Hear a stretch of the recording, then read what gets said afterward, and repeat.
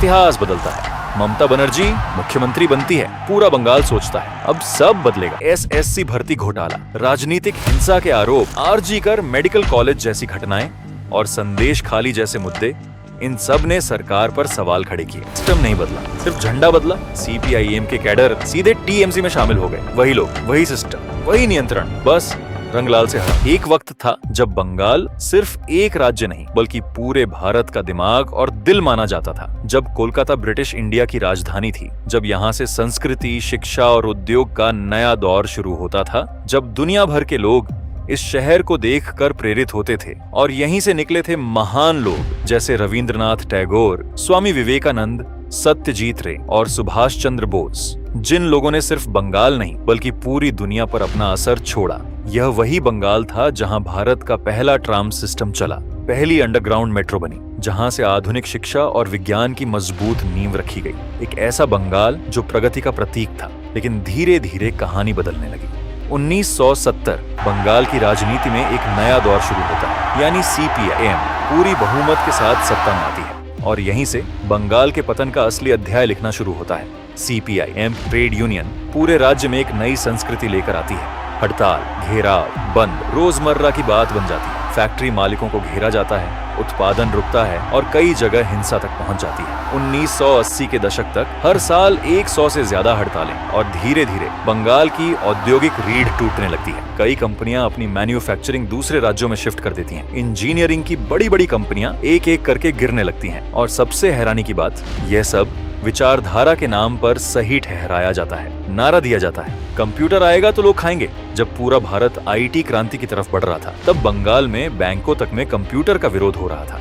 आपको जानकर हैरानी होगी, जो आईटी हब बाद में बेंगलुरु बना, उसका शुरुआती प्रस्ताव बंगाल को मिला था, लेकिन उस समय की सरकार ने उसे ठुकरा दिया। एक पूरी पीढ़ी का भविष्य सिर्फ विचारधारा के चक्कर में कुर्बान कर दिया गया। हर गांव, हर पंचायत, हर राशन दुकान तक पार्टी का नियंत्रण, और जो असहमति जताए उसे चुप कराया जाता था, कभी दबाव से, कभी हिंसा से। 1977 से 2011 तक 34 सालों में 28,000 से ज्यादा राजनीतिक हत्या, लेकिन राष्ट्रीय विमर्श में यह कहानी कभी सुर्खियां नहीं बनी, शिक्षा भी बच नहीं पाई। 34 साल बाद लोग थक चुके थे, बदलाव के लिए बेचैन थे, और तब एक महिला सड़क पर उतरती है, सफेद साड़ी, चप्पल और आंखों में एक जुनून। नाम ममता बनर्जी। उन्होंने वादा किया गरीबों की दीदी बनने का और सोनार बांग्ला वापस लाने का। 1990 से हाजरा क्रॉसिंग, जब सीपीआईएम कार्यकर्ताओं के हमले में वो खून से लथपथ हो गई, तब भी वो नहीं टूटी। जब पुलिस ने बाल पकड़कर जीप में घसीटा, तब भी नहीं। और वहीं उन्होंने कसम खाई, जब तक मुख्यमंत्री नहीं बनूंगी, राइटर्स बिल्डिंग में कदम नहीं रखूंगी। 1998 उन्होंने कांग्रेस छोड़ दी और बनाई अपनी पार्टी तृणमूल कांग्रेस। उनका अंदाज अलग था, कभी एनडीए में शामिल, कभी बाहर, फिर वापसी। फिर आया 2004, सिंगूर, टाटा का नैनो प्रोजेक्ट और जमीन से उठता एक बड़ा आंदोलन। जब किसानों को जबरदस्ती हटाया गया, ममता उनके साथ खड़ी हो गई। 21 दिन का अनशन, फिर नंदीग्राम जहां गोलियां चली। इन दोनों आंदोलनों ने ममता को बंगाल का सबसे बड़ा विपक्षी चेहरा बना दिया। और आखिरकार 2011 इतिहास बदलता है। ममता बनर्जी मुख्यमंत्री बनती है, पूरा बंगाल सोचता है अब सब बदलेगा। ममता बनर्जी ने सत्ता संभाली और लोगों को उम्मीद थी कि बंगाल फिर से उठेगा। कुछ जगह प्रगति भी हुई, जैसे सामाजिक कल्याण योजनाएं, इंफ्रास्ट्रक्चर प्रोजेक्ट्स और महिला सशक्तिकरण। लेकिन साथ ही कई ऐसे सच सामने आए, जैसे एसएससी भर्ती घोटाला, राजनीतिक हिंसा के आरोप, आरजी कर मेडिकल कॉलेज जैसी घटनाएं और संदेश खाली जैसे मुद्दे। इन सब ने सरकार पर सवाल खड़े किए।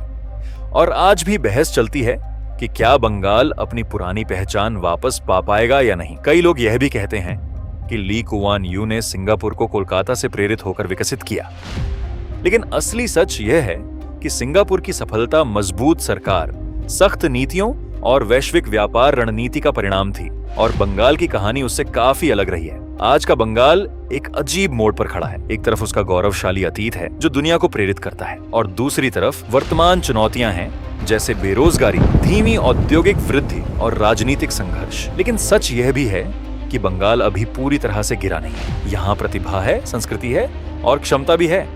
बस जरूरत है मजबूत दिशा, स्थिर नीतियों और दूरदर्शी सोच की। सिस्टम नहीं बदला, सिर्फ झंडा बदला। सीपीआईएम के कैडर सीधे टीएमसी में शामिल हो गए। वही लोग, वही सिस्टम, वही नियंत्रण, बस रंगलाल से हरा हो गया। कटमनी, सिंडिकेट राज, स्थानीय वसूली, योजना का पैसा आए तो हिस्सा तय, हर जगह एक कट, और अगर सिस्टम के खिलाफ गए तो परिणाम भी तय। ये कहानी सिर्फ राजनीति की नहीं, ये सिस्टम की। और जब सिस्टम ही भ्रष्ट हो जाए तो बदलाव सिर्फ नारों में रह जाता है और बंगाल एक बार फिर एक नए मोड़ पर आ खड़ा होता है। तो सवाल ये नहीं है कि बंगाल गिर गया है, सवाल ये है कि क्या बंगाल फिर से उठ सकता है। लेकिन तभी आता है एक बड़ा बदलाव। 15 साल पुरानी राजनीतिक तस्वीर सिर्फ एक चुनाव में ढह गई। सबको लगता था कि बंगाल में टीएमसी को हराना नामुमकिन है, लेकिन नामुमकिन को मुमकिन 2026 के चुनाव में बीजेपी ने करके दिखाया। उन्होंने पूरा खेल ही पलट दिया। ये कोई सामान्य जीत नहीं थी, ये एक सुनियोजित 3 स्तरीय रणनीति थी जिसकी किसी ने कल्पना भी नहीं की थी। पहला कदम, बीजेपी ने चुनाव के दिन का इंतजार ही नहीं किया। उन्होंने 25 अप्रैल से ही शुरू कर दिया स्पेशल इंटेंसिव रिवीजन यानी SIR। चुनाव आयोग के साथ मिलकर वोटर लिस्ट से 9.1 मिलियन वोटर हटा दिए गए। रातों रात 12% मतदाता गायब, और सबसे ज्यादा हटाए गए वोटर उन सीमावर्ती जिलों और मुस्लिम बहुल इलाकों से थे जहां हमेशा भारी अंतर से ममता जीतती थी। लोगों ने देखा कि कई बांग्लादेशी अवैध प्रवासी SIR के बाद वापस बांग्लादेश लौट रहे थे। बीजेपी ने इसे अवैध वोटरों की सफाई बताया, लेकिन मोड़ यहीं खत्म नहीं हुआ। बीजेपी ममता पर अवैध वोटों का आरोप लगाती रही, पर इस बार टीएमसी ने खेल पलट दिया। उन्होंने बीजेपी पर आरोप लगाया कि वो यूपी और बिहार से ट्रेन भर भर कर प्रवासी ला रहे हैं वोट डलवाने के लिए। दूसरा कदम, बीजेपी ने टीएमसी के बड़े बड़े नेताओं को ही अपने साथ कर लिया। टीएमसी के संस्थापक सदस्यों में से एक 2017 में बीजेपी में शामिल हो गए।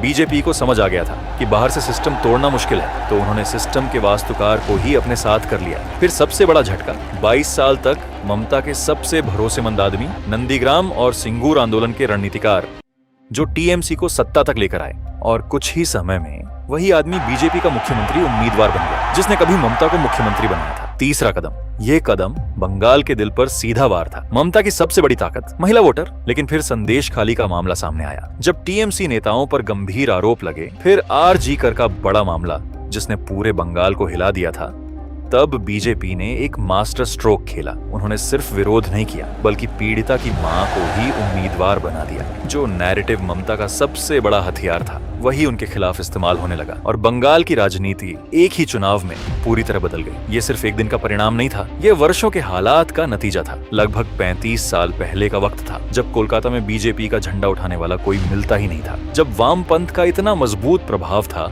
कि लाल झंडे के सामने किसी और पार्टी का खड़ा होना लगभग नामुमकिन लगता था। उस मुश्किल दौर में एक आदमी ने अकेले इतिहास लिखने की हिम्मत दिखाई। अभिनेता विक्टर बनर्जी ने हाथ में भगवा झंडा उठाया और कोलकाता की सड़कों पर निकल पड़े। आज जैसी बड़ी रैलियां और भीड़ नहीं होती थी, तब उनकी हर रैली में मुश्किल से 5 से 7 लोग होते थे, लेकिन उनका हौसला हजारों के बराबर था। उस समय बीजेपी से जुड़ना मतलब अपना करियर जोखिम में डाल देना था, लेकिन विक्टर बनर्जी ने इन सब का डर कभी अपने ऊपर हावी नहीं होने दिया। उन्होंने नॉर्थ कोलकाता से चुनाव भी लड़ा, सिर्फ जीतने के लिए नहीं, बल्कि लोगों को एक विकल्प दिखाने के लिए। आज बंगाल की राजनीति में जो भी बदलाव देखने को मिल रहा है, जो भी प्रतिस्पर्धा पैदा हुई है, उसके बीज कहीं ना कहीं उसी समय बोए गए थे, और उन बीजों को बोने वालों में विक्टर बनर्जी जैसे लोग सबसे आगे थे। उन्होंने दिखाया कि कैसे एक अकेला इंसान भी सिस्टम के खिलाफ खड़ा हो सकता है। बस बात एक ही है कि जो भी पावर में रहे, बस अच्छा काम करे और उस बंगाल को वापस लेकर आए जो कभी इंडिया का प्राइड हुआ करता था।